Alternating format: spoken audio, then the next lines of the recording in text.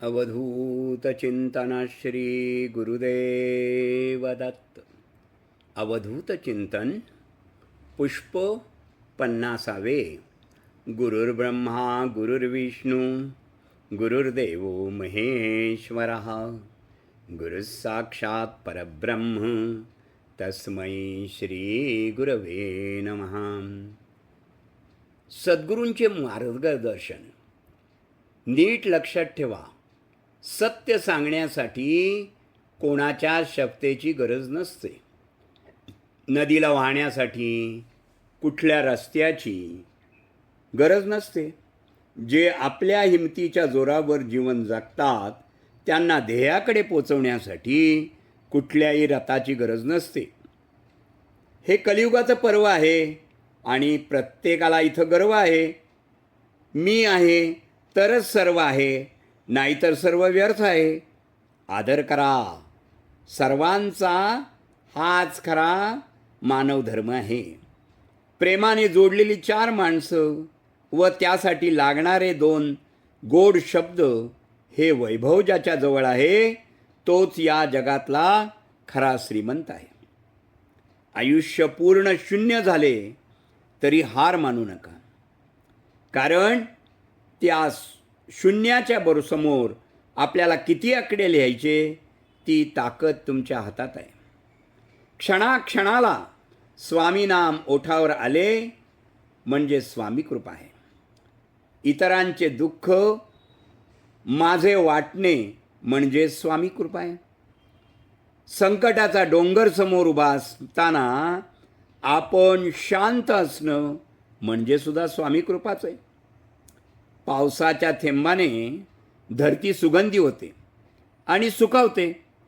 चांगल्या माणसाच्या सानिध्याने जीवन आनंदी होते आणि नाते घट्ट होते. अहंकाराच्या भावनेने इतरांना तुच्छ लेखण्यापेक्षा त्यांना निस्वार्थ भावनेने आपलेसे करणं नेहमीच योग्य असतं.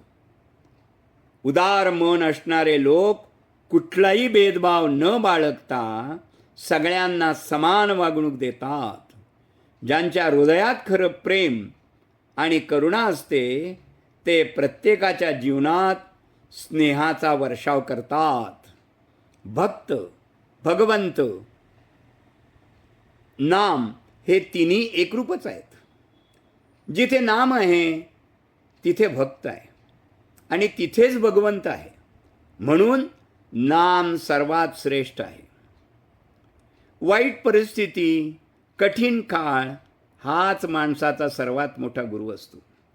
त्या काळात एवढं शिकायला मिळतं की त्या ज्ञानाची शिदोरी जन्मभर आपल्याला पुरते.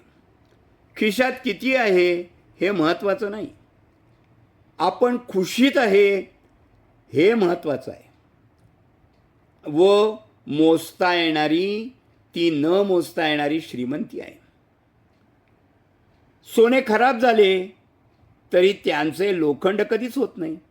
सद्गुरूंच्या दासाचे मन इतके शुद्ध असते की त्यात संशय कधीच उत्पन्न होत नाही.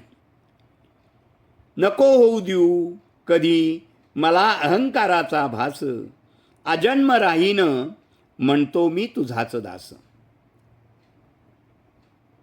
मोती आणि लोह ही निसर्गाची निर्मिती आहे.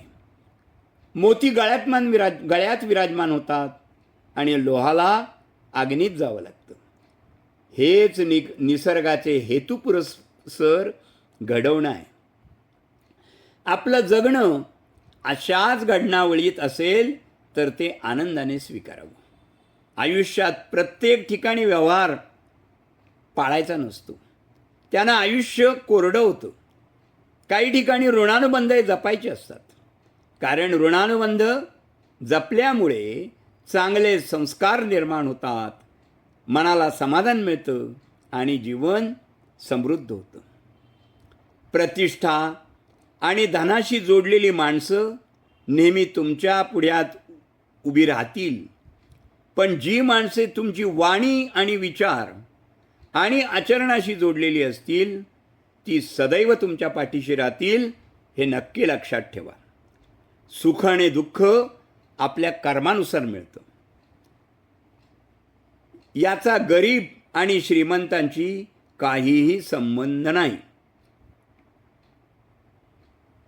रडणारा महालातही रडतो आणि हसणारा झोपडीतही हसतो. भावना निष्पाप असतील तर देव कोठेही शोधत येतो. प्रेम फक्त आपल्या कामावर ठेवा आणि देवावर करा, कारण ते दोघेही कधीच फसवणूक करत नाहीत. आयुष्याची गणितं खरं तर बोटावर सोडवणे इतकी सोपी असतात, पण भीतीचे आकडे आणि समाजाची काळजी आणि क्षणिक सुखाची ओढ आपला हिशोब चुकवतातच. सतत गुरुवर आणि गुरुवचनावर विश्वास ठेवा, श्रद्धा ठेवा, आपलं कल्याण होईल. शुभं भवतु, शुभं भवतु, शुभं भवतु.